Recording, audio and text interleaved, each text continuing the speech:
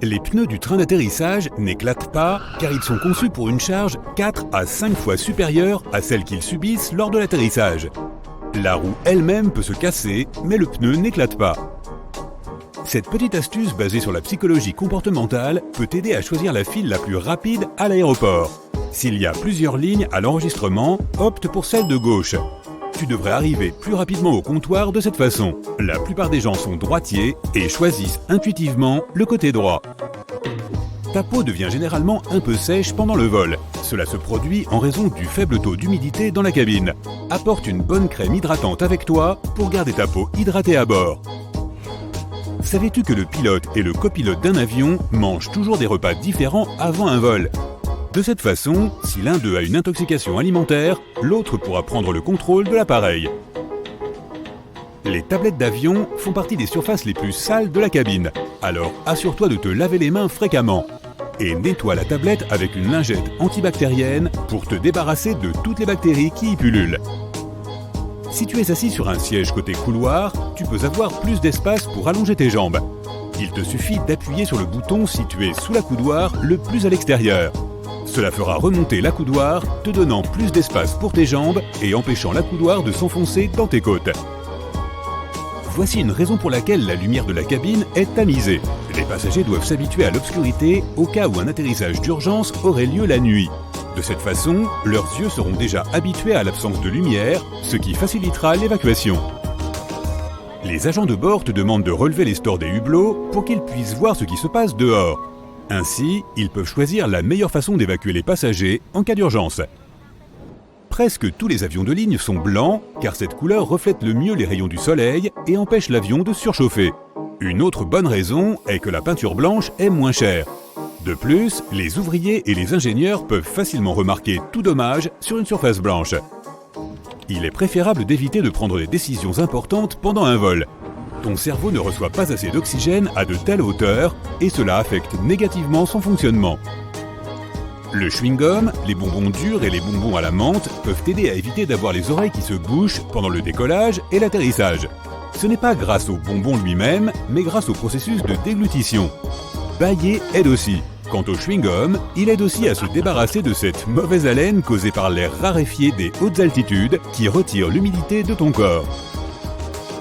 L'air sec peut te donner l'impression que tu es en train de prendre froid. L'air de la cabine assèche ton nez et ta gorge comme si tu avais les symptômes d'un rhume. Ces symptômes disparaissent généralement juste après l'atterrissage. L'eau utilisée pour faire du café et du thé à bord n'est pas toujours très propre. De nombreuses compagnies utilisent aujourd'hui de très bons filtres à eau, mais il vaut mieux demander de l'eau en bouteille si tu as soif. Ce petit triangle sur la paroi de l'avion au-dessus de ton siège signifie beaucoup pour les agents de bord. Ces triangles marquent les fenêtres à travers lesquelles tu peux voir les feux clignotants. Ceci signale la rétractation des freins d'atterrissage et la fermeture des volets. Mettons que les pilotes découvrent qu'il y a un problème. Dans ce cas, un agent de bord se précipitera vers la fenêtre nécessaire pour vérifier ce qui se passe. Et pour les passagers, c'est simplement le meilleur endroit pour les photos puisque tu peux voir les ailes parfaitement. Les sièges situés au milieu de la cabine, au-dessus des ailes, sont les meilleurs si tu as le mal des transports. Cette zone est plus équilibrée et tremble moins pendant les turbulences. Si tu as tendance à être nerveux pendant le vol, fais un peu d'exercice physique juste avant de monter dans l'avion. Une petite séance d'entraînement aide à réduire ton niveau de stress et fait en sorte que ton corps libère des endorphines, les hormones du bonheur. De plus, cette activité physique compense les heures que tu passes assis sans bouger. Les turbines sont placées sous les ailes car cela rend l'entretien des moteurs moins cher, plus rapide et plus facile. Auparavant, elles étaient placées au niveau de la queue. Cela nécessitait un équipement coûteux et beaucoup plus de temps pour les réparer. Lorsqu'on a commencé à installer les moteurs sous les ailes, le prix des billets a baissé.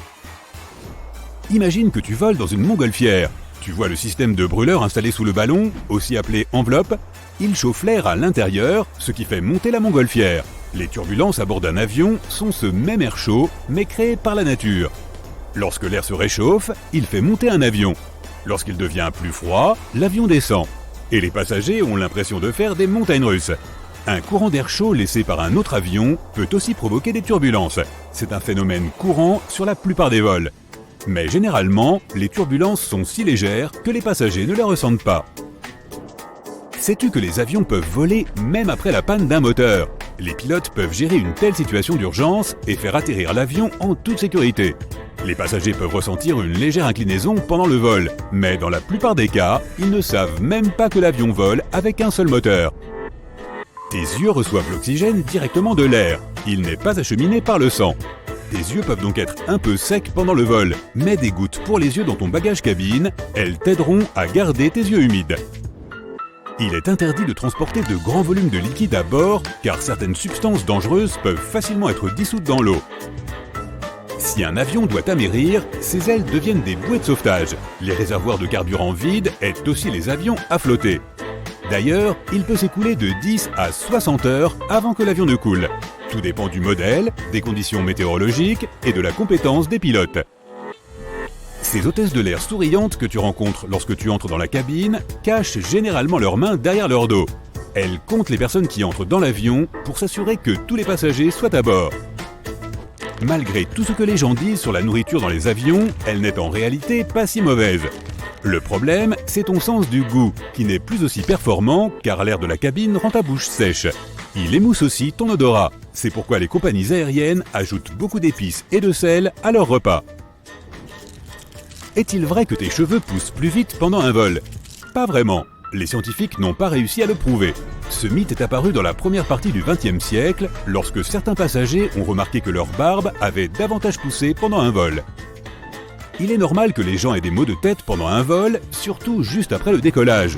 Tu montes à une altitude plus élevée que le mont Everest en l'espace de 10 minutes environ. Ces changements se produisent trop rapidement pour que ton corps puisse s'adapter. Les ceintures de sécurité des avions sont placées au-dessus de ton ventre pour t'éviter d'être projeté contre le plafond en cas de turbulence. Lorsque cela se produit, l'avion commence à bouger de haut en bas et ta ceinture te maintient fermement. A l'inverse, les ceintures de sécurité dans les voitures protègent les gens des collisions horizontales. Les avions ont une protection spéciale contre la foudre. Même si elle frappe, les passagers ne la sentiront pas. Les avions sont recouverts d'un revêtement en aluminium qui conduit le courant électrique mais ne le laisse pas pénétrer à l'intérieur de l'avion. L'électronique et les réservoirs de carburant ont aussi une protection supplémentaire. Les sièges d'avion sont inconfortables parce que les compagnies aériennes essaient de faire entrer le maximum de passagers dans un avion. C'est pourquoi il y a si peu d'espace entre les sièges. 2 rangées supplémentaires signifient 12 passagers de plus. En outre, les compagnies fabriquent des sièges d'avion plus légers pour économiser sur les coûts de carburant. Même un poids supplémentaire, apparemment insignifiant, peut coûter des milliers d'euros à une compagnie aérienne.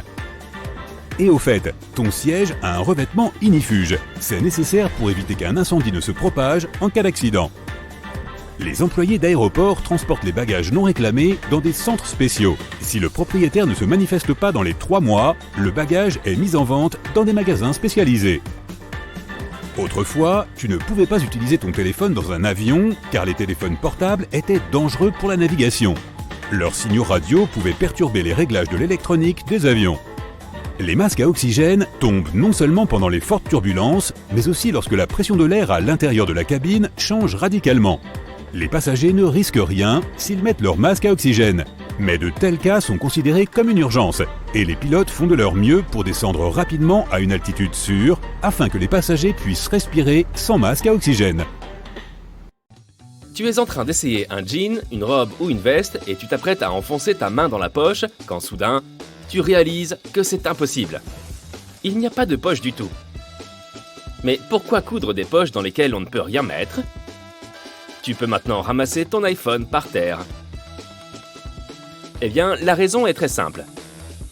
Ajouter des poches sur certains vêtements pourrait nuire à la coupe qu'on leur a donnée initialement. Elles peuvent les déformer dans l'entrepôt ou sur le présentoir du détaillant. La solution? Se débarrasser des poches aux endroits clés. De plus, les fausses poches coûtent bien moins cher et elles ne se distendent pas. Cette pratique curieuse remonte au XVIIe siècle. À cette époque, les poches étaient amovibles. Elles étaient comme de petits sacs et les femmes, par exemple, pouvaient les faire passer d'une tenue à l'autre.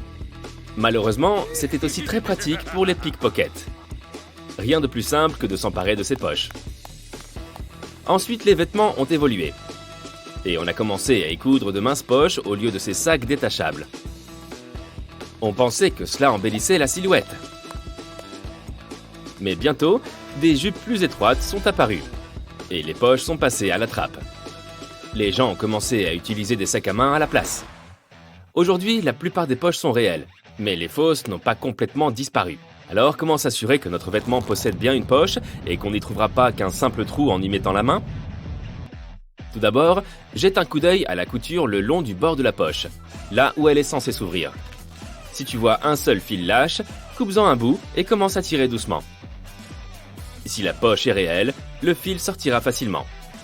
Mais si la couture ne bouge pas, il est fort probable qu'il s'agisse d'une fausse poche. Dans ce cas, laisse tomber.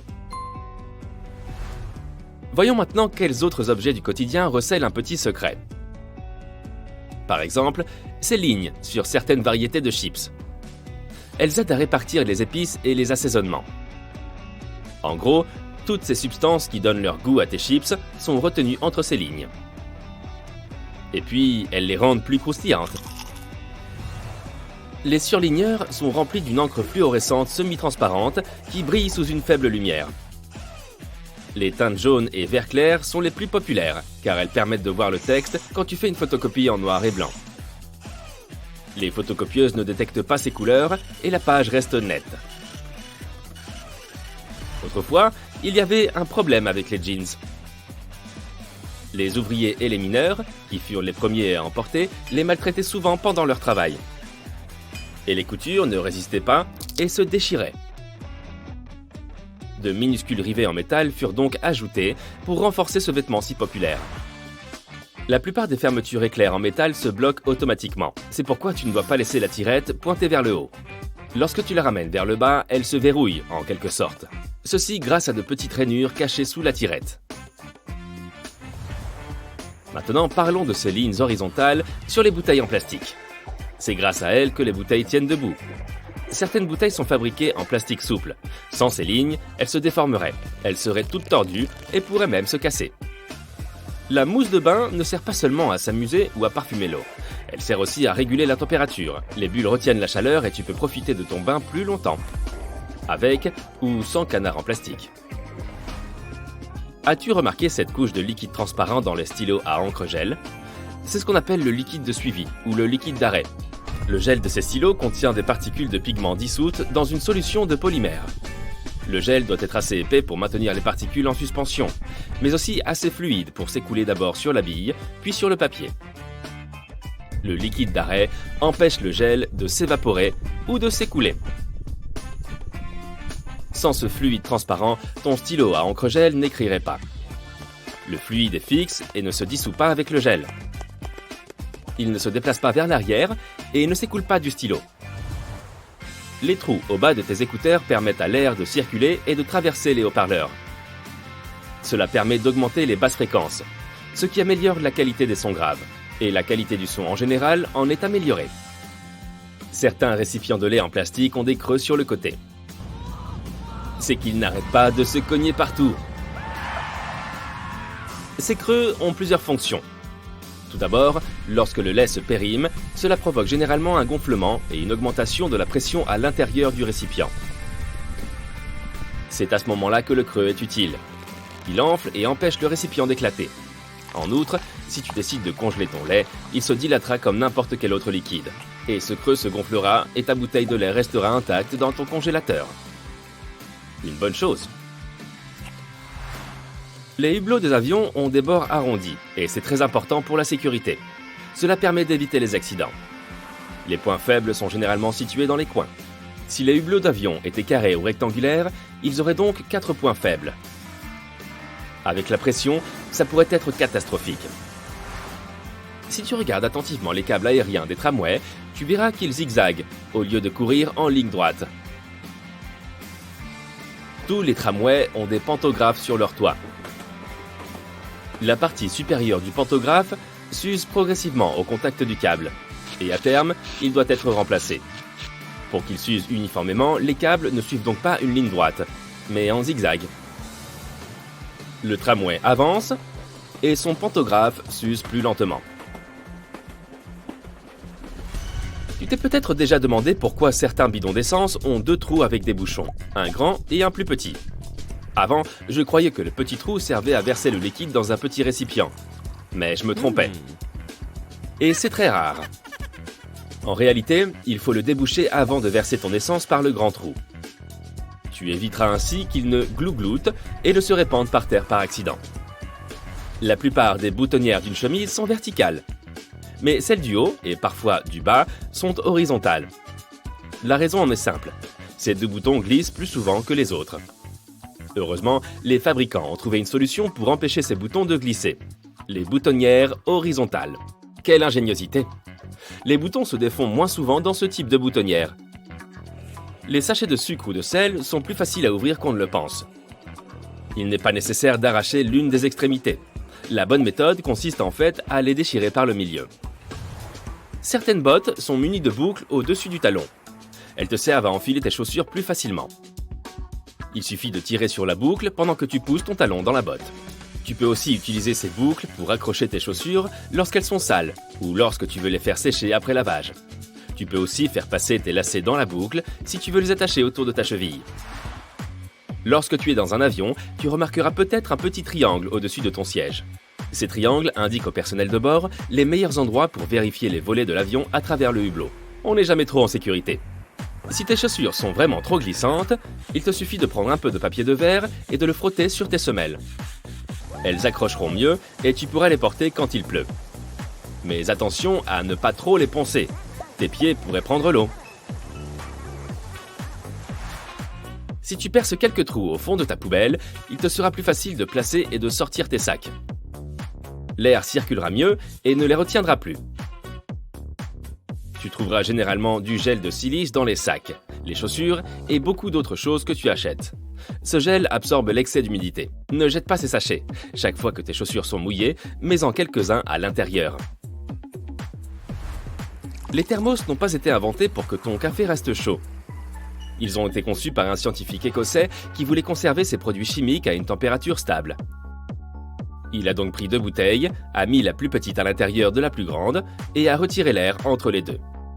Mais c'est quand même pratique pour les pique-niques. Si jamais tu te retrouves un jour coincé dans le coffre de ta voiture, reste calme. Toutes les voitures sont censées être équipées d'un loquet d'urgence qui permet d'ouvrir le coffre de l'intérieur en cas de besoin, ce qui est fort peu probable. Ces loquets sont si bien conçus qu'ils peuvent être ouverts par n'importe qui et quel que soit son âge. De plus, les poignées sont conçues pour être lumineuses dans l'obscurité. On peut même les tirer avec la bouche s'il n'y a pas assez de place pour utiliser les mains. Et ce, peu importe la manière dont tu as atterri dans ce coffre. Changement de sujet. Si tu travailles avec du fil et une aiguille, n'oublie pas qu'il n'est pas nécessaire de planter l'aiguille directement dans la bobine. Tu risquerais de la perdre, sans compter que tu pourrais facilement te piquer et te faire mal aux doigts. De nos jours, de nombreux kits de couture sont dotés d'un emplacement réservé au rangement des aiguilles. Il se trouve dans la partie inférieure de la bobine de fil. Il suffit de la sortir. Il est même possible d'y ranger plusieurs aiguilles à la fois. Les stylos à billes jetables ont un petit secret. Tu as déjà remarqué que sur certains d'entre eux, il y a un petit trou dans la partie en plastique ? Il s'agit en fait d'un système de ventilation basique. Il est censé permettre à l'encre d'atteindre facilement la pointe du stylo. Ok, je sais que c'est un réflexe super répandu, mais il n'est pas vraiment nécessaire de secouer les dispensateurs d'épices pour faire sortir le produit. Tu ne me crois pas ? Tu n'es pas le seul. Va donc chercher ta bouteille de sel ou de poivre préférée dans ton placard. Si elle possède l'un de ces bouchons en plastique amovible, elle est parfaite pour cette expérience. Au lieu de secouer la bouteille, essaye de la tenir par le bouchon en plastique alors qu'elle est à l'envers. Fais tourner doucement la bouteille d'un côté à l'autre et tu verras que le condiment coulera à flot sans que tu aies à agiter la bouteille et à mettre le bazar dans ta cuisine. Dans le même ordre d'idées, la plupart des salières et des poivrières sont dotées de stries au fond de la partie en verre. Au cas où de l'assaisonnement resterait coincé à l'intérieur, place le fond de la salière contre le fond de la poivrière et fais des petits cercles de façon à ce que les crêtes se clipsent les unes dans les autres. Le condiment devrait maintenant s'écouler facilement sans que tu aies besoin d'ouvrir la bouteille. Lorsqu'il fait froid, il arrive souvent que tu portes tellement de couches de vêtements que tu ne sens presque plus les bretelles de ton sac à main ou de ton sac à dos sur tes épaules, sans parler de la rapidité avec laquelle elles glissent. Certaines vestes sont dotées d'une solution intégrée pour remédier à ce problème, sous la forme d'une petite languette sur l'épaule, munie d'un crochet ou d'un bouton. Elle est conçue pour s'ouvrir et se fermer aisément afin que tu puisses garder ton sac à main en place en permanence. La plupart du temps, un éplucheur ne sert qu'à enlever la peau des pommes de terre, des carottes ou des concombres. Mais tu peux aussi utiliser ton épluche légumes pour couper de fines lamelles d'oignon. Il suffit de couper l'oignon en 4 verticalement, puis de commencer à le trancher. Cela peut également permettre d'éviter de pleurer à chaudes larmes avec ton oignon. La plupart des gens n'y prêtent pas attention, mais si jamais tu regardes de plus près ton tube de dentifrice, tu y verras certainement des petits dessins colorés, que ce soit des points ou des carrés. Les couleurs peuvent varier. Elles peuvent être noires, vertes, rouges ou même bleues. Ces points colorés sont en fait destinés à aider les machines d'assemblage de l'usine de dentifrice. Ils permettent de savoir où et quand ces machines doivent couper les tubes de dentifrice et les plier pour les emballer. Regarde tes chaussures. S'il y a un élément qui te semble un peu étrange, sache qu'il est toujours là pour une bonne raison. La plupart des fabricants n'ajoutent pas d'éléments supplémentaires aux chaussures juste pour le plaisir. Ce serait une perte de temps et d'argent, tu imagines bien. Sur les chaussures d'hiver, par exemple, il y a souvent une petite boucle en haut à l'arrière. Elle est là pour t'aider à les enfiler, car tu peux l'ajuster rapidement en tirant dessus. De plus, elle permet aussi de suspendre les souliers quelque part, vraisemblablement pour les faire sécher, parce que la plupart de ces petites bottes sont conçues pour être portées pendant les mois les plus froids et humides. J'avoue qu'il m'est déjà arrivé au moins une fois d'accumuler les couches de vêtements pour éviter d'avoir à tout mettre dans mon bagage de soute. Mais cela devient problématique lorsqu'il s'agit de s'asseoir. Que fais-tu de ton manteau ou de ta veste? La prochaine fois que tu prendras l'avion, regarde de plus près sur le siège devant toi. Le crochet qui maintient la tablette à la verticale peut servir de crochet pour ta veste. Tant que tu n'as pas besoin de prendre de repas pendant le vol, tu peux l'utiliser. La plupart des mascaras se périment dans un délai de 3 à 6 mois selon les fabricants. Mais tu peux accélérer ce processus si tu ne fais pas attention. En pompant continuellement la brosse du mascara pour essayer de répartir plus de produits, on fait entrer plein d'air dans le tube. Le mascara sèche alors beaucoup plus vite et il s'abîme plus vite et ne remplit plus sa mission comme avant. Il existe un moyen simple de vérifier si ton mascara est encore assez bon pour être utilisé. Si tu n'entends pas un petit plop au moment où tu sors la brosse, il se peut que tu aies besoin d'en acheter un nouveau. Je sais que nous vivons à l'ère des appareils connectés par Bluetooth, mais pour un son de meilleure qualité, il est toujours recommandé d'utiliser des écouteurs qui se connectent via des prises audio. Tu te souviens avoir remarqué des stries noires sur ces prises jack ? Elles ne sont pas là uniquement pour les faire tenir lorsque tu les branches sur ton téléphone ou ton ordinateur portable. Fabriquées dans un matériau isolant spécial, ces bandes sont destinées à protéger les fils lors de la transmission du son. En fonction du nombre de bandes, tu peux deviner quelle extrémité va où. Un espace vide sous des nouilles en tasse ne signifie pas que l'entreprise qui les a produits a voulu t'arnaquer en te privant d'une portion complète. Non, non. C'est une façon de protéger les nouilles pendant leur transport. Cela facilite également la circulation de l'eau chaude qui est versée sur les nouilles avant que celles-ci ne soient dégustées. Cette encolure en V a été conçue à l'origine pour répondre à plusieurs objectifs. Tout d'abord, c'est un moyen de prolonger la durée de vie du vêtement qui conservera sa forme au fil des ans. Elle sert par ailleurs à faire passer la tête à travers le sweat au cas où celui-ci aurait besoin d'être étiré. De cette manière, il assure une meilleure prise autour du cou. Enfin, il aide à absorber la transpiration si tu portes le maillot pendant une séance de sport. Ce n'est plus vraiment une pratique courante, mais il se peut que tu sois un jour tombé sur un veston doté d'une mystérieuse poche supplémentaire sur le côté droit. Il s'avère que cette poche était autrefois utilisée par les hommes pour accéder facilement à leurs billets de train, car la plupart d'entre eux se rendaient ainsi au travail tous les jours. Elle leur permettait de garder leur veste boutonnée tout en bénéficiant d'une poche. Aujourd'hui, elle n'est plus qu'une décoration inutile. En parlant de choses que nous n'utilisons plus aujourd'hui, ou du moins pas dans leur but initial, savais-tu que Play-Doh était à l'origine un produit de nettoyage ? Dans les années 1920, les industriels avaient besoin d'un produit qui les aiderait à nettoyer la zone tapissée autour des fours à charbon. La recette de ce que nous connaissons aujourd'hui sous le nom de Play-Doh a donc ainsi été inventée. Elle n'était fabriquée qu'en blanc et était censée nettoyer le papier peint en étant roulée d'avant en arrière sur la saleté. Ce n'est que plus tard, dans les années 1940, que de nouveaux produits destinés à nettoyer le papier peint ont vu le jour et que Play-Doh s'est réorienté vers un autre secteur du marché. Bien que je me réjouisse toujours de manger un bon morceau de pain grillé au petit déjeuner, n'est-ce pas ennuyeux de devoir nettoyer le grille-pain ? Eh bien, plus maintenant, car j'ai récemment découvert que les grille-pains sont dotés d'une glissière ou d'un panneau au fond qui permet de se débarrasser facilement de toutes ces agaçantes miettes. Il fut un temps où les jeux vidéo ne pouvaient être utilisés qu'en insérant des cartouches dans la console de son choix. Or, ces petits objets ont donné bien des maux de tête à de nombreux médecins. Les gens, surtout les plus jeunes, ont commencé à se retrouver à l'hôpital après avoir avalé de petites cartouches de jeux. Nintendo, la société qui fabrique la majorité de ces appareils, a dû trouver une solution créative pour éviter ces accidents. Voilà pourquoi, de nos jours, les cartouches de la Nintendo Switch sont volontairement enduites de produits chimiques spéciaux qui laissent un goût amer vraiment désagréable dans la bouche. Clairement, je ne vous recommande pas d'essayer et de goûter par vous-même. Imagine que tu sois un détective de l'art et que ta mission consiste à explorer les mystères qui se cachent derrière les tableaux les plus célèbres du monde. On parle des œuvres de Léonard de Vinci, Michel-Ange ou encore Picasso. N'oublie pas ta loupe, car ton aventure est sur le point de commencer. La première ville sur ta liste est Rome. Après avoir dégusté de délicieuses pâtes, tu te diriges vers la chapelle Sixtine, qui abrite le plafond le plus célèbre du monde. As-tu déjà entendu dire que Michel-Ange avait peint les fresques en étant allongé ?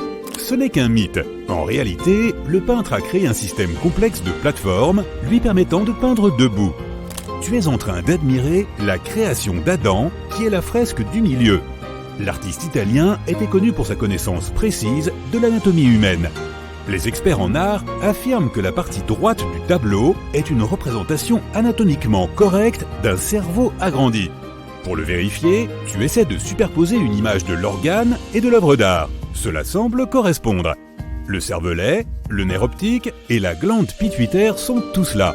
Même le truc flottant en forme de foulard vert semble correspondre à l'artère vertébrale. Certains chercheurs pensent que c'est la façon dont Michel-Ange a dépeint la connaissance et la sagesse, mais tu as besoin d'une nuit de sommeil pour t'en faire une idée définitive. Le lendemain, tu attrapes un train et arrives à Florence. Le temps de déguster une glace à l'italienne, puis tu te rends directement à la galerie Accademia. L'une des sculptures les plus célèbres du monde t'attend à l'intérieur, le David de Michel-Ange. Ce David est une merveille de marbre de 5 mètres de haut. Il a été sculpté pendant environ 3 ans. Le mystère qui l'entoure consiste à découvrir la véritable expression de la statue. En la regardant d'en bas, tu peux te dire que son visage est serein et paisible. Mais les historiens de l'art affirment que cette œuvre a été largement incomprise. Apparemment, son corps cache une histoire très différente. Regarde de plus près et tu remarqueras que ses sourcils sont froncés et que les veines de ses bras sont saillantes. Il n'a pas l'air si détendu après tout, n'est-ce pas ? L'idée de Michel-Ange était de représenter David juste avant une confrontation importante. Alors peut-être n'était-il pas si serein que ça. L'Italie est si riche en œuvres d'art que tu ne peux pas partir tout de suite. Tu es toujours à Florence et tu visites maintenant la célèbre Galerie des Offices. De nombreux tableaux célèbres sont hébergés dans ce musée. Mais celui qui t'intéresse plus particulièrement est le Printemps de Botticelli. Cette œuvre d'art a été enveloppée de mystère dès le départ. Les experts ne savent pas dire l'année exacte où elle a été commandée. Elle est restée sans titre pendant des années, jusqu'à ce que le peintre Giorgio Vasari lui trouve enfin un nom. Habituellement, lorsque les critiques et le public admirent cette peinture, ils se concentrent sur les personnages au premier plan. Mais dans ce cas, le véritable travail réside dans le fait que Botticelli a peint plus de 46 espèces végétales différentes avec une précision presque photographique. Et dans l'ensemble du tableau, ces figures végétales sont répétées plus de 200 fois. Incroyable! Ces journées de visite ont été bien remplies, n'est-ce pas? Tu es prêt à continuer? Tu sautes dans un avion et tu arrives à Paris, la ville des Lumières, de l'amour et de la célèbre Joconde. Tu traverses le musée du Louvre et tu arrives devant le chef-d'œuvre de Léonard de Vinci. Il existe de nombreuses théories concernant cette œuvre d'art et tu te plonges dans certaines d'entre elles. Des arguments solides ont été avancés pour dire que la Joconde pourrait être un autoportrait du peintre lui-même. Les historiens ont minutieusement comparé son visage à celui de Mona Lisa, et ils sont étonnamment similaires. Et puis il y a la théorie du sourire en coin. Le dentiste et expert en art Joseph Bartowski prétend avoir découvert le secret du rictus de Mona Lisa. Il dit que son expression faciale serrée est l'indication typique d'une personne qui a perdu ses dents de devant. En 2010, le Comité italien pour le patrimoine culturel a également découvert une collection de symboles cachés dans le tableau. Ceux-ci ne sont visibles qu'avec des lunettes grossissantes high-tech, mais elles ont révélé que Léonard de Vinci avait inscrit un LV à l'intérieur de l'œil droit de Mona Lisa. Les experts pensent qu'il s'agit de la signature du peintre, mais les autres symboles, un CE dans l'œil gauche et un 72 dans l'arche du pont en arrière-plan, sont encore non élucidés. Bon, ça fait beaucoup de découvertes d'un coup. Bien sûr, à la fin de ta visite, n'oublie pas de tester si ces yeux te suivent vraiment. Maintenant, tu te rends à Amsterdam pour visiter le Rijksmuseum. Tu es venu pour voir un tableau spécifique de Rembrandt qui cache une histoire mystérieuse. La Ronde de nuit est l'un des tableaux les plus célèbres du peintre flamand, mais les experts affirment que le nom du tableau ne correspond pas à son contenu. Regardons cela de plus près. Le tableau représente un grand groupe prêt à s'embarquer pour une mission. La technique de Rembrandt s'appelle le clair-obscur et met en évidence le contraste entre l'ombre et la lumière. Jusqu'en 1947, les critiques d'art pensaient que le peintre dépeignait une scène de nuit. Mais lorsque le tableau a été débarrassé d'une épaisse couche de poussière, il est apparu clairement que la scène se passait en plein jour, avec le soleil qui tombe du coin supérieur gauche. Il est désormais trop tard pour changer son nom en Ronde de jour. Pendant ton séjour à Amsterdam, tu visites aussi un musée dédié à l'art de Vincent van Gogh. Savais-tu qu'il a peint plus de 900 tableaux pendant une période de seulement 10 ans ? Quoi qu'il en soit, le musée Van Gogh abrite la plus grande collection de peintures de tournesol que tu verras probablement de ta vie. En fait, presque toutes les peintures de Van Gogh présentent des teintes jaunes dominantes. Cette particularité de son art est peut-être le résultat de sa façon de voir le monde. Certains experts en art ont émis l'hypothèse que l'un des médicaments de Van Gogh a modifié sa perception des couleurs, lui faisant voir plus de jaune autour de lui. Bon, notre voyage continue. Le prochain arrêt sur ta liste est le Royaume-Uni, direction la National Gallery. Tu pourrais passer des heures à admirer le tableau Les époux Arnolfini de Jan van Eyck et ne rien voir qui sorte de l'ordinaire. Au premier plan, un couple se tient la main et regarde fixement le spectateur. Mais si tu zoomes sur le miroir accroché au mur, tu verras deux autres personnes dans la pièce. Les experts en art disent que le personnage masculin du tableau a les mains levées pour saluer ces deux personnes vues dans le miroir et que l'un des personnages est Van Eyck lui-même. Et ce n'est pas le seul filigrane que le peintre ait laissé. Au-dessus du miroir, tu verras sa flamboyante signature « Jan van Eyck était ici, 1434 ».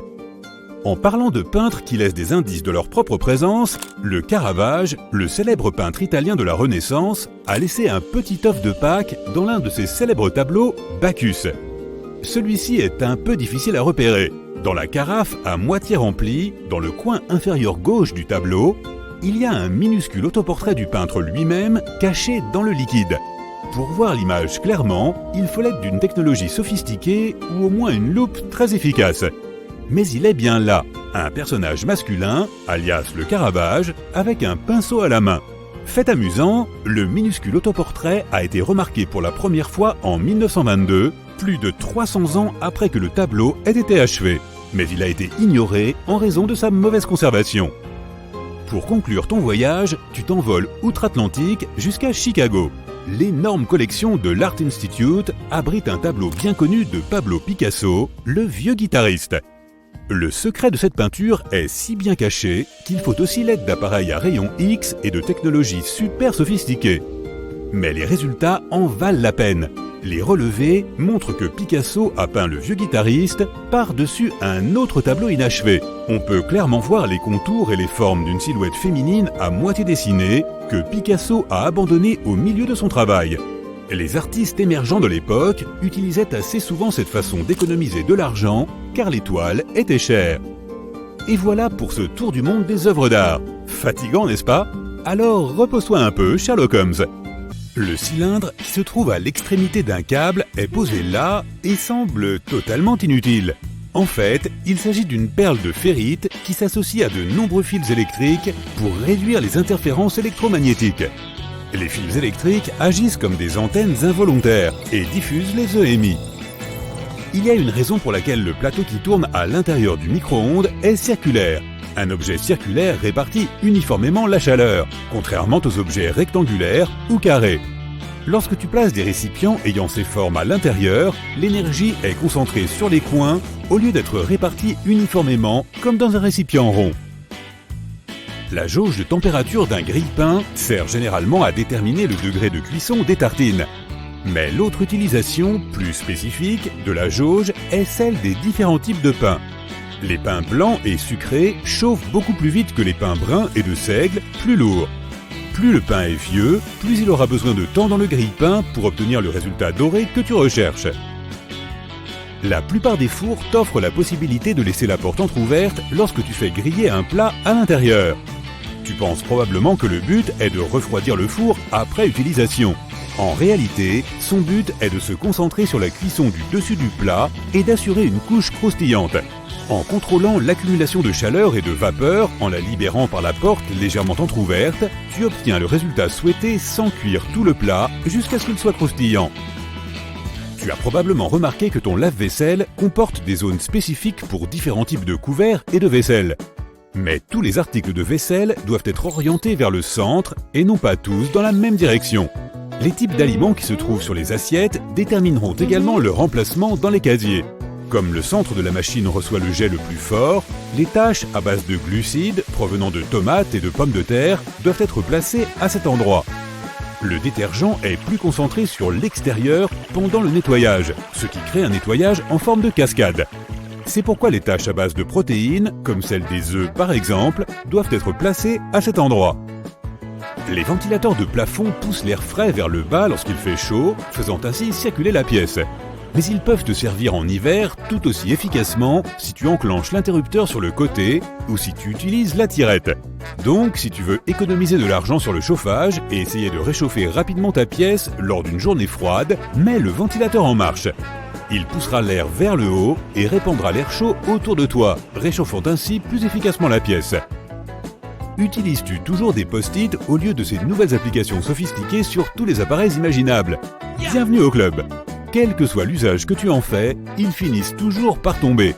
Si tu as déjà rencontré ce problème, c'est parce que tu les as décollés du bas vers le haut. C'est cette façon de faire qui provoque le retroussage. En les décollant par le côté, tu t'assures qu'ils restent bien plats, prêts à te rappeler tes tâches quotidiennes. Savais-tu que les ouvre-boîtes ont été inventés seulement 50 ans après que les boîtes de conserve soient devenues courantes? Alors, comment était-il possible d'ouvrir une boîte de conserve avant? Il existe quelques méthodes alternatives au cas où tu aurais égaré ton fidèle ouvre-boîte. Tout ce dont tu as besoin, c'est d'une cuillère en métal. Pose la boîte sur le plan de travail, tiens-la fermement et tiens bien la tête de la cuillère. Fais pression et frotte vigoureusement le bord du couvercle de la boîte sur une petite surface. Cela prend du temps, mais à force de frotter, une petite entaille se forme et se transforme bientôt en trou. Une fois que le trou est suffisamment large pour laisser passer la pointe de la cuillère, fais levier sur le couvercle et continue à longer les bords jusqu'à ce que tu puisses enfin accéder au repas qu'il contient. Tu l'as durement gagné. La plupart des toilettes dépendent de la pression de l'eau et de la gravité pour fonctionner. Une panne de courant ne les affectera donc pas. Mais si les tiennes ont besoin d'électricité pour fonctionner, tu dois t'inquiéter de leur utilisation en cas de panne de courant. La bonne nouvelle, c'est que l'électricité sert uniquement à remplir les toilettes et non à tirer la chasse. Comme le mécanisme de la chasse d'eau fonctionne toujours, ouvre le réservoir des toilettes, verse quelques litres et tu pourras évacuer tout ce dont tu as besoin. Les bouchons dans les canalisations de la douche se produisent sur une longue période. C'est inévitable. Nous perdons 50 à 100 cheveux par jour et beaucoup d'entre eux cherchent à se loger dans nos canalisations de douche. Les cheveux constituent la base principale de l'obstruction, ce qui favorise l'accumulation de diverses autres choses. Un bon truc est d'utiliser ton aspirateur et de mettre l'embout dans le trou après avoir enlevé la grille. Utilise un chiffon humide autour de l'embout en veillant à ce que l'air ne puisse pas s'échapper. L'aspirateur pourra aspirer les choses qui obstruent beaucoup plus facilement. Tu éviteras ainsi les frais de plombier qui utilisent eux-mêmes cette technique. Pour que tes bougies durent plus longtemps, coupe leurs mèches plusieurs fois et garde-les aussi loin que possible de l'eau et de l'humidité. Cela garantira que la cire de ta bougie reste ferme et stable et qu'elle continue à brûler plus lentement pendant une période plus longue. L'espace vide entre les vitres de la porte du four est là pour une bonne raison. Tu peux y glisser une brosse pour nettoyer la vitre de la porte du four. Il est facile d'accéder à cet espace par le bas de la porte. Ouvre la partie inférieure, puis pousse la brosse dans le trou. Lorsque tu te gares dans un garage, tu peux avoir du mal à déterminer à quelle distance tu dois être. Toutes les voitures ne sont pas équipées de capteurs qui garantissent que tu gardes la bonne distance avant que le pare-choc ne fasse une entaille sur le mur. Le fait de tendre une corde avec une balle de tennis depuis le plafond à la bonne distance t'aidera à apprendre la meilleure distance à respecter pour te garer par rapport au mur. On nous a tous dit de débloquer une serrure avec du WD-40 ou du lubrifiant. Oui, nous savons tous que nous devrions en avoir à la maison. Mais au cas où tu n'en aurais pas, une excellente alternative consiste à dessiner avec un crayon à mine grise le long des bords de la clé, puis à l'introduire dans la serrure. Continue à le faire jusqu'à ce que le trou de la serrure soit suffisamment lubrifié et que la clé fonctionne sans problème. Les pinces sont susceptibles d'abîmer les robinets et les pommes de douche lorsque tu les utilises pour les réparer, et elles sont également difficiles à saisir. Prends donc 2 morceaux du bout d'un vieux tuyau d'arrosage et fixe-les aux mâchoires de la pince. Tu constateras une énorme amélioration de la prise en main et tu éviteras les risques d'usure. Tu peux trouver un bon usage au caoutchouc usagé pour différentes choses dans la maison. Lorsque tu en as assez de serrer ou de desserrer une vis avec un tournevis, essaie d'utiliser un simple caoutchouc. Place-en une partie dans le manche du tournevis et celui-ci aura une bien meilleure prise. Déplacer des blocs de ciment n'est pas sans danger pour le bas du dos. Même avec une brouette, il peut être risqué de déposer le ciment sur le sol sans causer de dommages. 3 simples tuyaux en forme de cylindre peuvent faire toute la différence, quelle que soit la taille du bloc. Essaie de soulever le bord du premier tuyau avec un levier, puis pousse et manœuvre-le en dirigeant progressivement les 3 tuyaux vers le lieu souhaité. Assure-toi simplement que tu ne le fais pas dans une pente. La première fois qu'on plante un clou peut être une grande réussite ou se solder par un pouce vraiment meurtri. Une épingle à cheveux a la forme parfaite pour maintenir le clou en place, ce qui permet à ta main d'être à l'abri du danger et de frapper le clou sans crainte. Utilise un crayon au lieu d'un stylo ou d'un crayon lorsque tu travailles avec une scie circulaire à eau pour t'assurer que les marques ne sont pas effacées. Elles seront également plus faciles à voir sous l'eau trouble. Vérifier les canalisations du toit et déterminer quand elles doivent être nettoyées peut prendre beaucoup de temps. À l'aide de scotch, fixe un miroir à l'extrémité d'un long balai et vérifie si les gouttières ont besoin d'être nettoyées. Pour t'aider à garder l'équilibre, lorsque tu examines les gouttières, fixe une paire de vieilles chaussures de sport au pied de l'échelle. L'écartement de la chaussure et sa prise assureront un niveau de sécurité supplémentaire. Les produits de calfeutrage liquide se présentent généralement sous la forme d'énormes tubes, de sorte que tu ne peux jamais les utiliser en une seule fois. Les pointes endurcies du liquide créent des bouchons.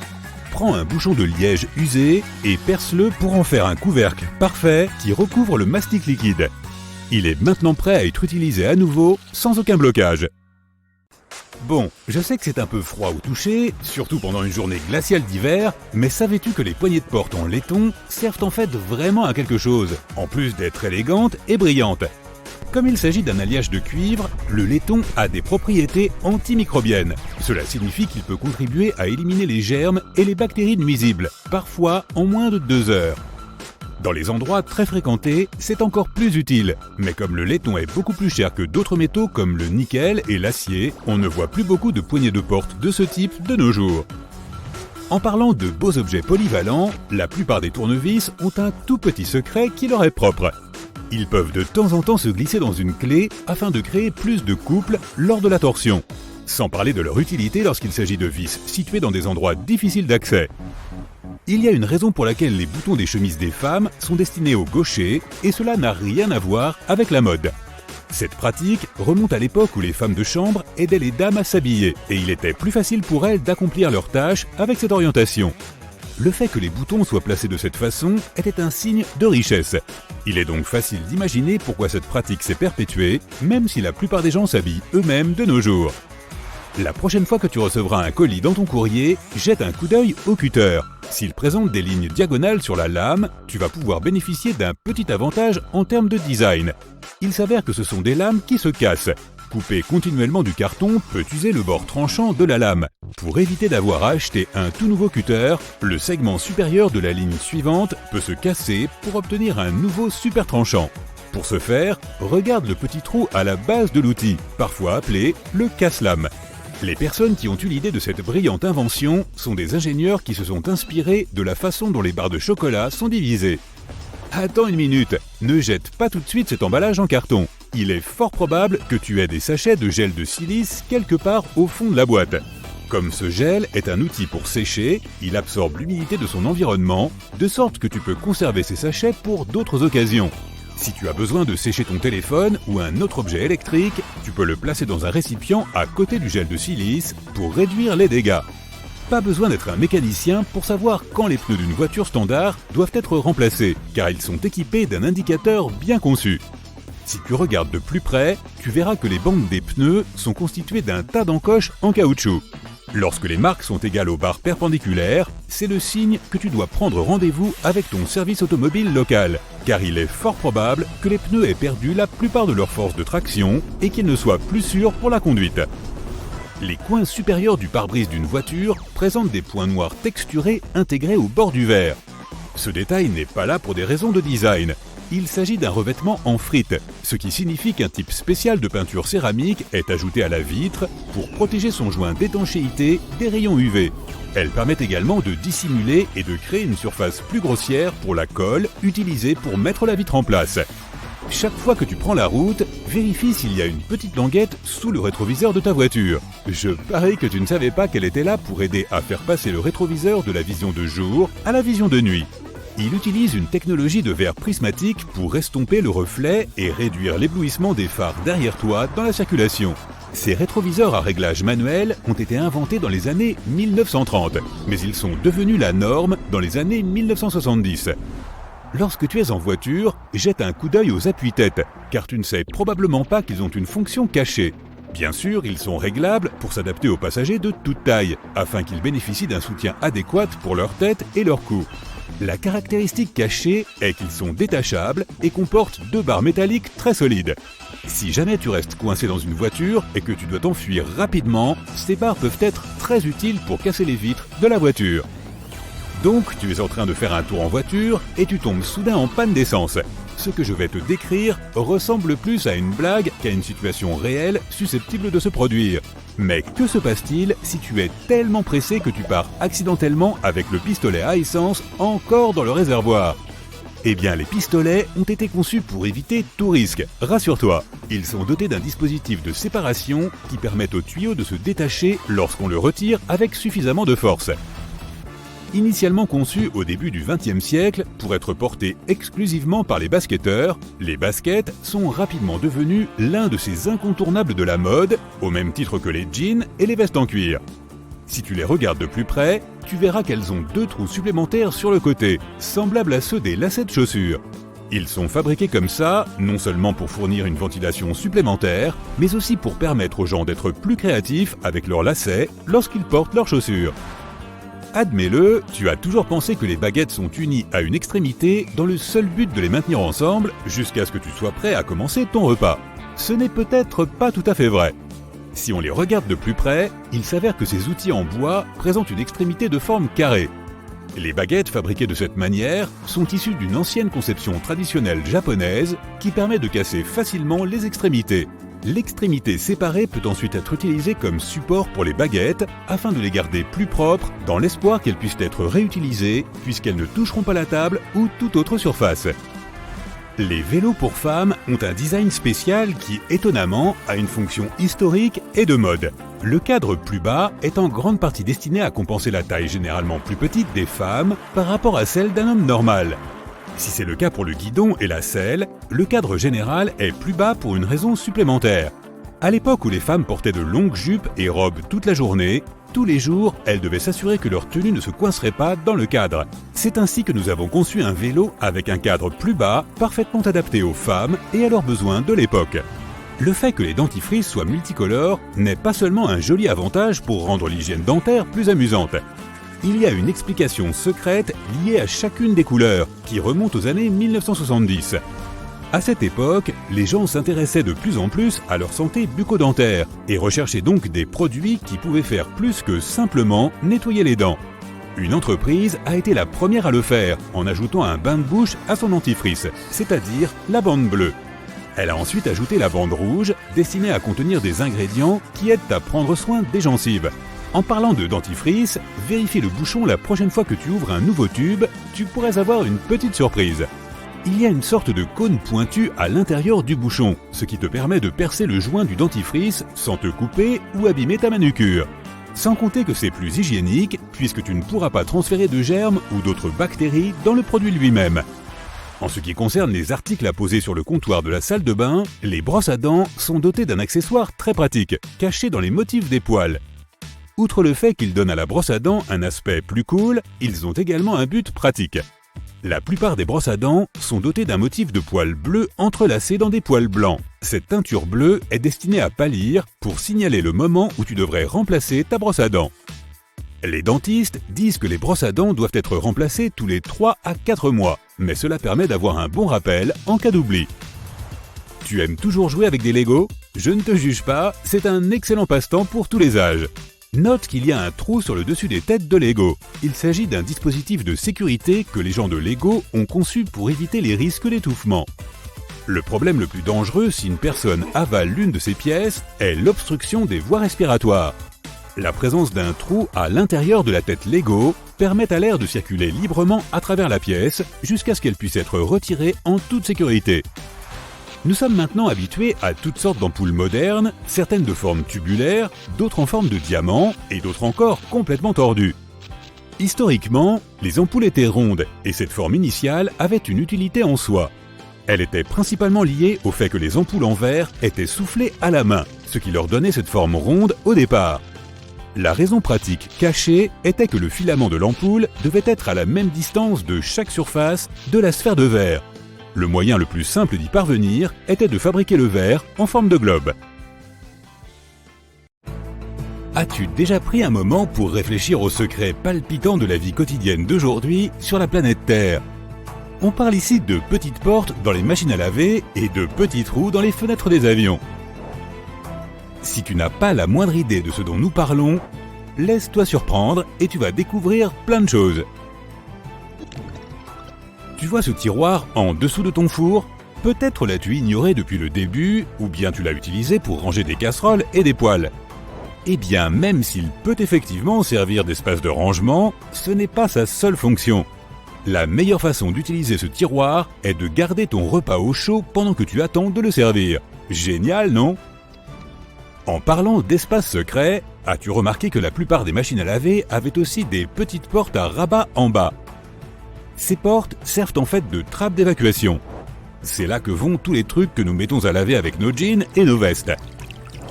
C'est une sorte de collecteur de petits intrus. Il les empêche d'atteindre les tuyaux d'évacuation et de les boucher. Cela permet d'économiser des centaines d'euros en réparation chaque mois. Maintenant, qui n'a pas eu la tâche ardue de devoir mesurer la quantité exacte de spaghettis à cuire par personne ? Voici la solution. Le trou au centre de la cuillère à pâte. Il est là pour mesurer la quantité exacte de pâte sèche dont tu as besoin pour une personne.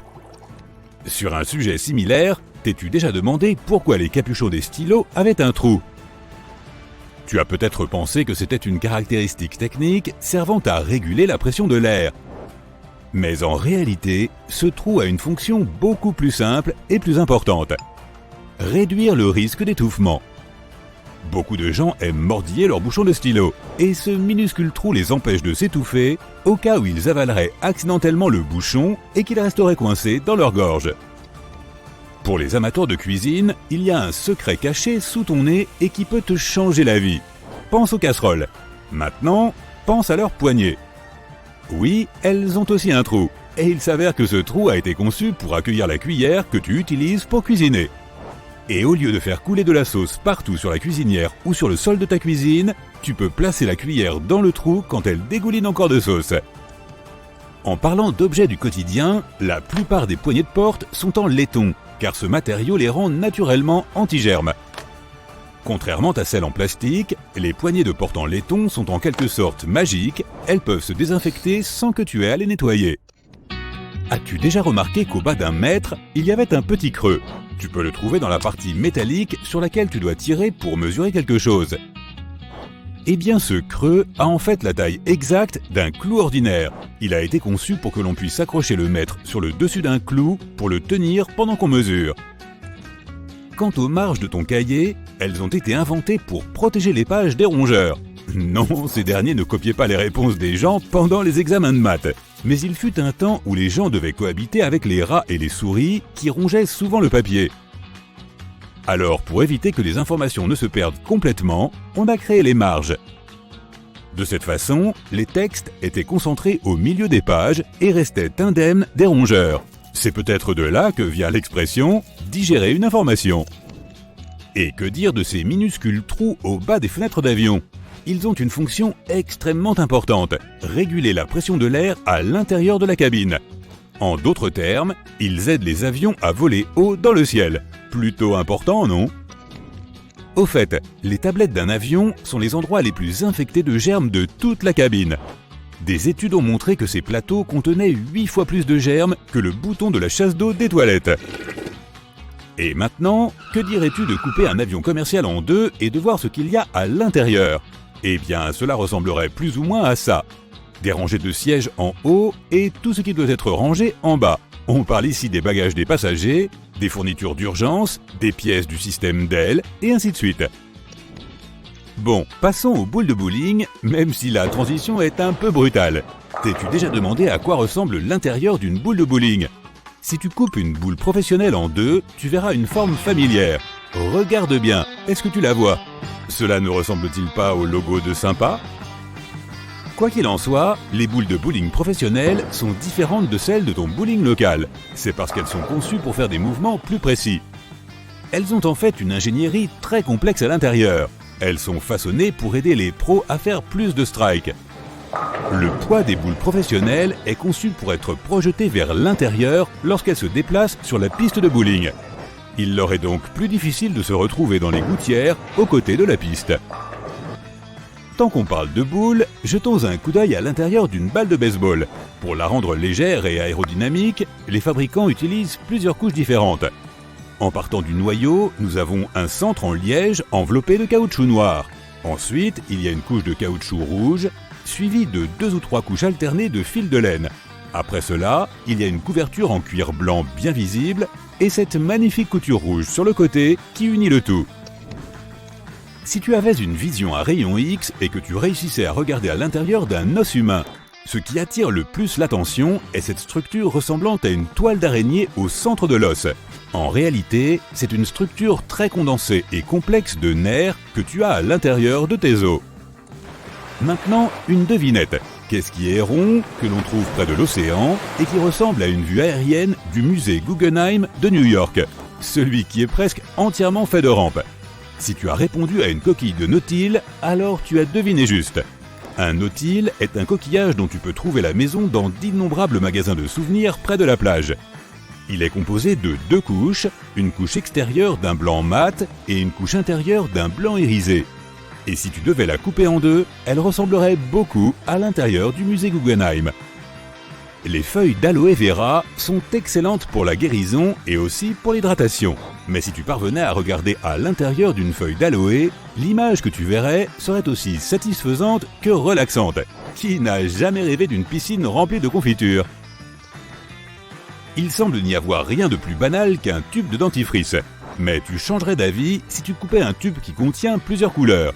Il y a eu des spéculations selon lesquelles l'intérieur d'un tel tube pourrait être divisé par des barrières, pour que les bandes ne se mélangent pas. Mais si tu le coupes en deux, tu verras qu'il n'a qu'un seul espace intérieur. Il se trouve qu'une science complexe se cache derrière la fabrication du dentifrice rayé. Selon un spécialiste, il faut s'assurer que toutes les rayures aient les mêmes propriétés physiques. De cette façon, on empêche naturellement les couleurs de se mélanger entre elles. C'est pourquoi, si tu découpes un tube, tu verras quelque chose qui ressemble à plusieurs tranches de pizza de différentes couleurs. Maintenant, si tu ouvres ton armoire, tu trouveras au moins quelques cintres en bois. Généralement, ils sont en bois de cèdre, qui est un répulsif naturel contre les mites. Pour certaines personnes, l'eyeliner est un incontournable du quotidien. Mais savais-tu qu'à l'époque de l'Égypte ancienne, les hommes et les femmes mettaient du kohl pour protéger leurs yeux de l'éblouissement du soleil ? Normalement, nous utilisons les appuis-têtes pour, reposer notre tête, n'est-ce pas? Pas seulement. Il s'avère que les appuis-têtes peuvent être facilement retirés des sièges et utilisés pour briser les vitres des voitures en cas d'urgence. Très peu de gens connaissent l'astuce suivante. Tu places probablement ton paillasson dans la largeur comme la plupart d'entre nous.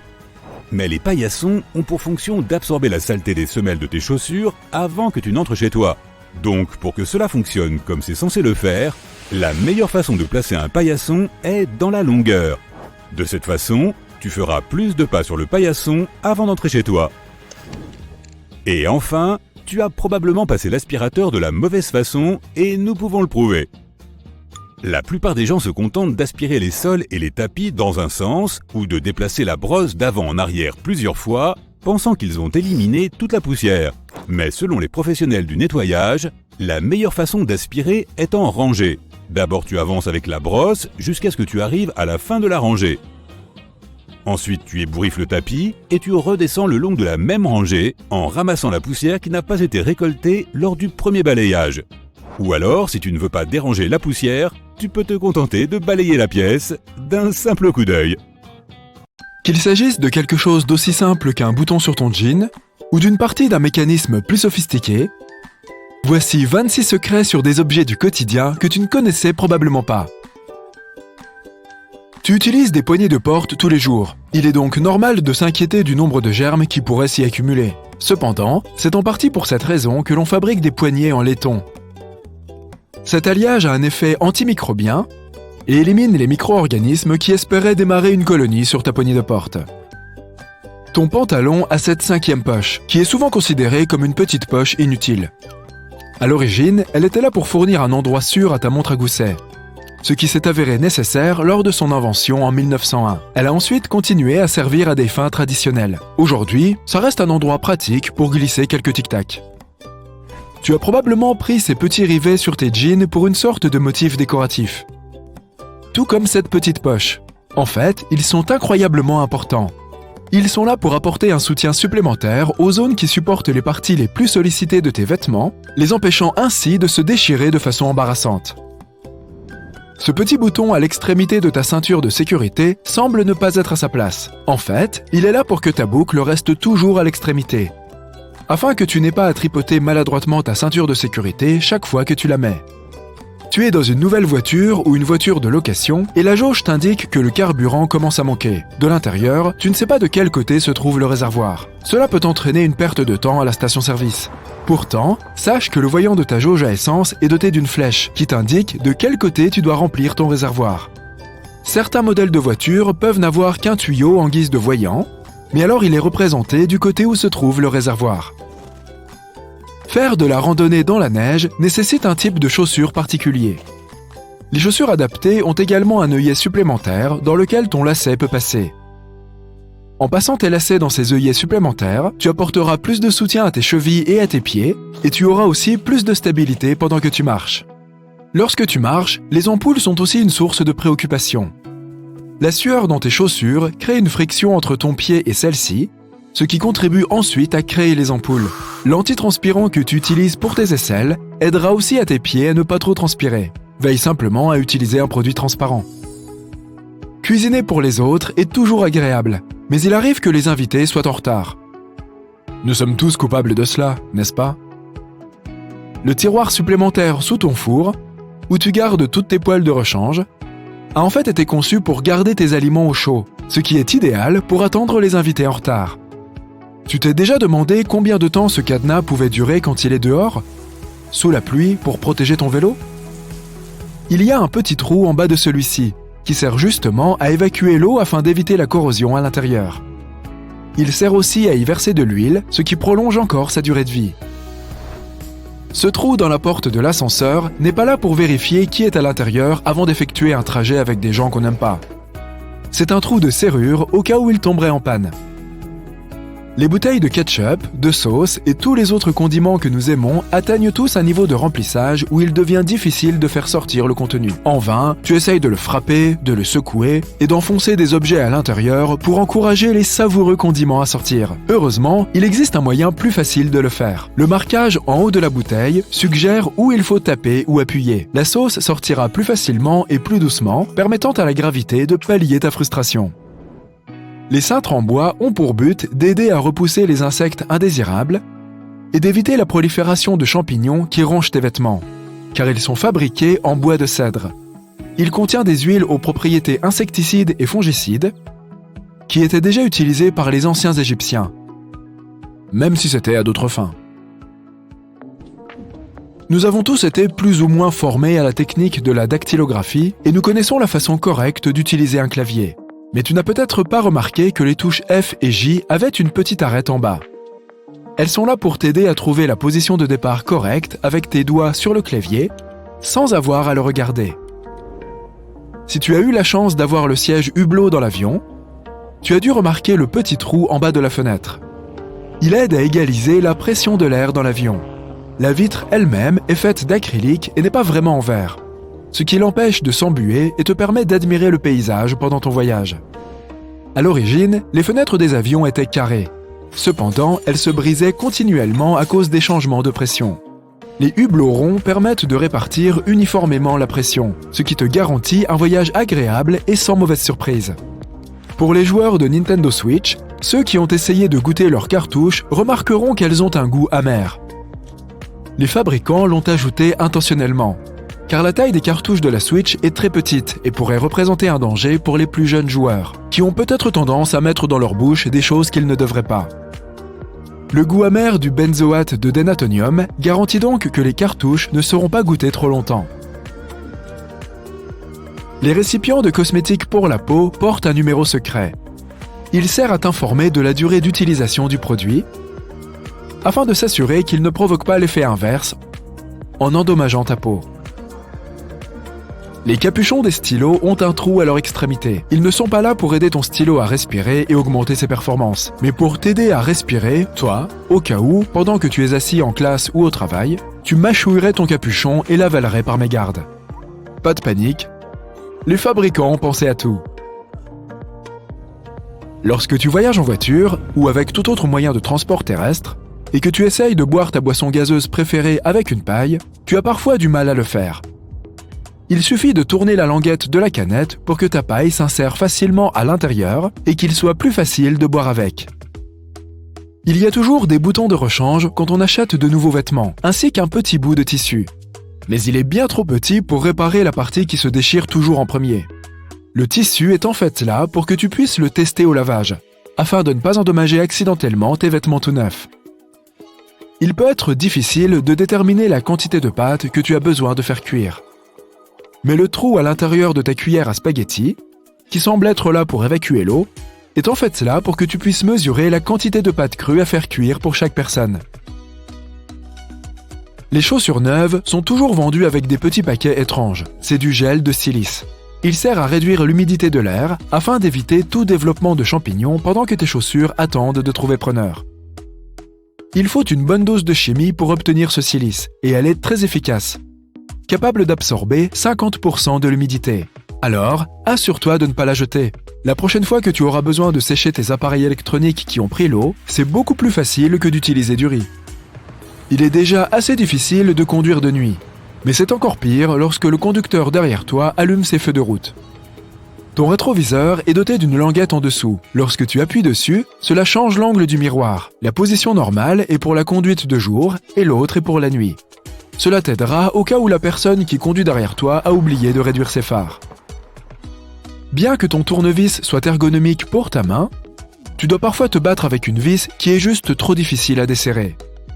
Le manche est également conçu de façon à pouvoir s'insérer facilement dans une clé à molette, ce qui te permet d'appliquer plus de force pour être sûr de pouvoir retirer cette vis récalcitrante. Les panneaux latéraux d'un escalator semblent être de bons endroits pour se coincer le pied. Mais à vrai dire, ces longs poils qui dépassent ne sont pas là pour donner un éclat supplémentaire à tes chaussures, mais par mesure de sécurité. Ils minimisent le risque de coincer des objets entre les marches et les côtés de l'escalator. Tu vas au supermarché pour acheter quelques petits articles. La caisse en libre-service va beaucoup plus vite que lorsqu'il faut attendre que les gens déchargent leur énorme caddie. Mais cette voix bruyante qui provient de la machine, qui ne cesse de commander, te coupe l'envie. J'ai une bonne nouvelle pour toi. Tu peux l'éteindre. Regarde de plus près l'écran. Tu verras probablement un bouton de volume en bas. Utilise ton doigt pour couper cette pénible voix trop bizarre pour de bon. Toutes les machines ne disposent pas de cette option cachée, mais ça vaut vraiment la peine de vérifier. Normalement, les bouteilles d'huile de tournesol ont un bouchon bizarre à l'intérieur. La plupart des gens enlèvent toute la partie supérieure et la jettent. Mais il y a en fait une meilleure façon de l'utiliser. Retourne la partie détachée vers l'intérieur et mets-la dans le goulot de la bouteille. Cela fera un excellent distributeur et tu ne verseras jamais plus d'huile en trop dans ta salade. Tu prévois un pique-nique avec tes amis dans la nature ? Oublie ton panier repas classique. On a tous eu tort. En fait, ce n'est pas un panier, mais un seau. Oui, il est bien mieux de mettre tes trucs de pique-nique dans plusieurs seaux. Cela permettra de répartir uniformément le poids entre tous les invités. Lorsque tu auras trouvé un endroit agréable pour ton pique-nique et que tu auras sorti toutes tes affaires, retourne les seaux et utilise-les comme tabouret. Lorsque le repas est terminé, place les seaux l'un dans les autres pour gagner de la place pendant le trajet de retour. Tes toasts commencent à brûler, mais tu n'as pas de pince de cuisine sous la main ? Prends 2 fourchettes identiques, mets-les ensemble et attache-les solidement avec un élastique. Et voilà, tes pinces sont prêtes. Tu t'es déjà demandé à quoi servait ce double fond sous le couvercle du Nutella ? Il n'y a qu'une seule façon de le savoir. Voici un pot de Nutella tout neuf. Enlevons le cercle blanc du carton, puis décollons le papier d'aluminium. Surprise, il devrait y avoir un petit couteau pour couper la feuille d'aluminium dorée. Maintenant, tu sais comment avoir accès à ton péché mignon préféré sans te faire mal aux mains. Ne jette pas le pot en verre une fois que tu as fini de manger du Nutella. Il peut se transformer en porte-bougie ou en lanterne. Lave-le, peins-le à ton goût. Ajoute des décorations ou des lettres. Colle une belle corde autour du bord du pot. Place une bougie ou une guirlande lumineuse à l'intérieur du bocal. Personne ne devinera jamais que c'était un pot de Nutella. Ce sera notre secret. Tu t'es déjà demandé pourquoi les biscuits Ritz ont des dents sur le bord ? Tu peux les utiliser comme couteau pour le fromage et les produits mous similaires comme les concombres, le jambon, etc. Il suffit de faire tourner le cracker comme s'il s'agissait d'un minuscule couteau à pizza et d'appuyer. Maintenant, tous les ingrédients tiennent parfaitement sur ton cracker. Profite de ton snack. Tu as aussi une de ces vieilles plaques de cuisson que tu n'utilises jamais mais que tu hésites encore à jeter. Bonne nouvelle, tu peux la recycler et en faire un magnifique cadre pour une peinture ou une photo. Il y a 2 façons de procéder. Dégraisse la surface de ton plateau et fixe l'image au fond. Dans ce cas, le cadre ira coller vers l'avant. Tu peux aussi retourner le plateau à l'envers et les bords se cacheront à l'arrière. Accroche cette réalisation sur un mur ou pose-la sur une étagère. Et n'hésite pas à utiliser de la peinture pour métal pour donner à ton cadre une couleur qui convienne. Une vieille planche à découper peut faire un excellent cadre pour un miroir. Utilise du scotch double face pour fixer un miroir assorti à la surface de ta planche. Veille à ce que le miroir soit bien collé. Tu peux maintenant l'accrocher au mur à l'aide de la poignée de la planche ou la poser sur une armoire et l'adosser au mur. N'oublie pas de laver et de sécher la planche à découper avant de commencer ce bricolage. On ne veut pas que le miroir ait une odeur de poisson, n'est-ce pas ? Un autre super pouvoir que possède une planche à découper est de garder les fils sans nœuds. Enroule quelques guirlandes lumineuses autour d'une vieille planche à découper en bois et mets-la dans ton placard. Lors des prochaines fêtes de fin d'année, ils seront encore complètement démêlés. Un sèche-cheveux peut faire un excellent mini-aspirateur lorsque tu as besoin de faire un nettoyage d'urgence. Coupe une bouteille en plastique et sèche-la. Mets une couche de tissu sur le ventilateur de ton sèche-cheveux. Place ensuite le ventilateur sur la partie inférieure de la bouteille en plastique. Fixe la bouteille au sèche-cheveux à l'aide d'un sparadrap. Allume-le et hop! Tu es prêt à nettoyer le bazar. Tu peux utiliser une grille de cuisinière à gaz ancienne pour suspendre tes plantes d'intérieur. Fixe-la au mur à l'aide de vis ou de clous. Maintenant, tu es prêt à accrocher des pots de fleurs, des guirlandes électriques et tout autre élément de décoration. Si la couleur de ta grille de cuisinière n'est pas assortie à ton intérieur, tu peux toujours arranger cela en utilisant de la peinture en bombe. Les baguettes chinoises et les bâtonnets de glace en bois peuvent également se transformer en un magnifique panneau qui décorera ton intérieur. Colle les bords ensemble pour créer une grille. Tu peux aussi composer ton nom ou tout autre mot que tu veux avec les bâtonnets. Enroule ensuite la grille avec les guirlandes lumineuses et profite de ta décoration. Ne jette pas ton papier aluminium froissé, il peut t'aider à illuminer la journée. Fais des boules de papier d'aluminium identiques et colle-les sur un verre, un cadre de miroir ou même un livre, et ta vie deviendra immédiatement plus glamour. Si tu as besoin d'aiguiser tes ciseaux usés, prends du papier d'aluminium et écrase-le en une boule. Affûte les bords des ciseaux directement sur cette boule de papier aluminium. Pour accélérer ton repassage, place des morceaux de papier d'aluminium sous ta planche à repasser, puis remets le revêtement. Le papier d'aluminium réfléchira la chaleur. Le fer à repasser sera plus chaud et fera le travail beaucoup plus rapidement.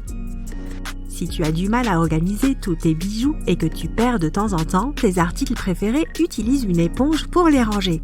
Il suffit de faire quelques entailles et de placer tes petits trésors à l'intérieur de ces entailles.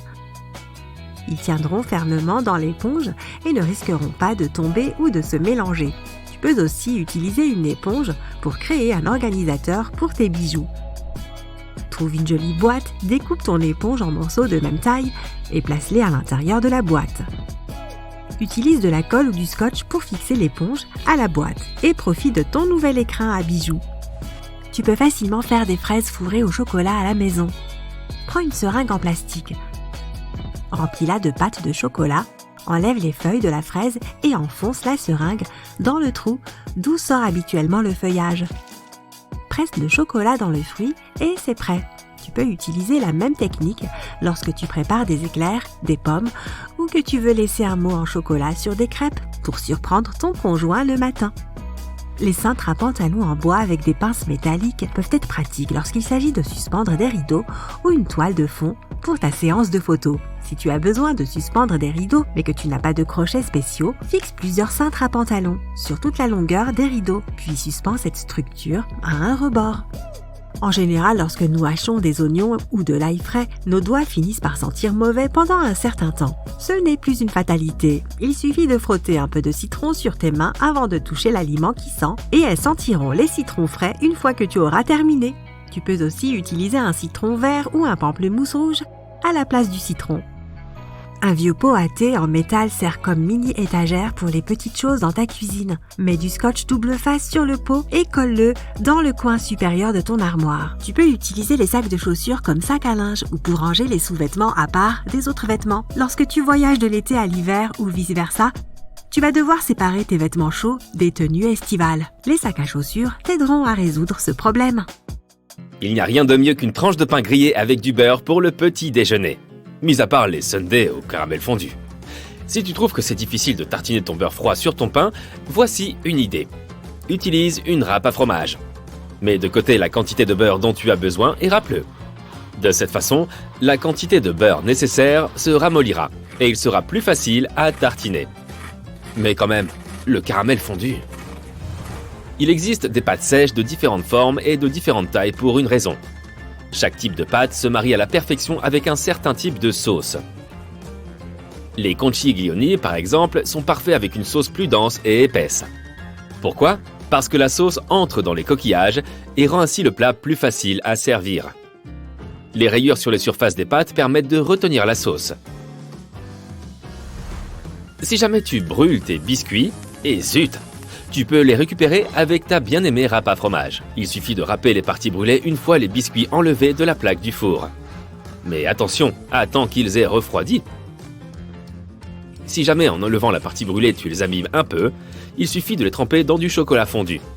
Une fois que le chocolat durcit, tu auras des biscuits parfaits. Mais soyons honnêtes, est-ce que la forme du biscuit a vraiment de l'importance au moment de la dégustation ? Je dis ça, je dis rien. Si tu fais des sandwichs avec plein d'ingrédients, mais que tu ne veux pas que le pain ne se ramollisse, il existe une technique pour éviter que cela se produise.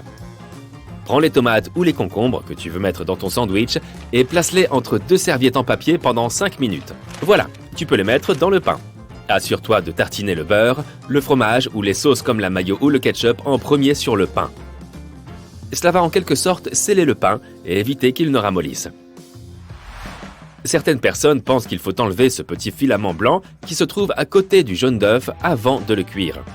Je suis là pour te dire que ces filaments s'appellent des chalases. Et il n'y a pas besoin de s'en débarrasser.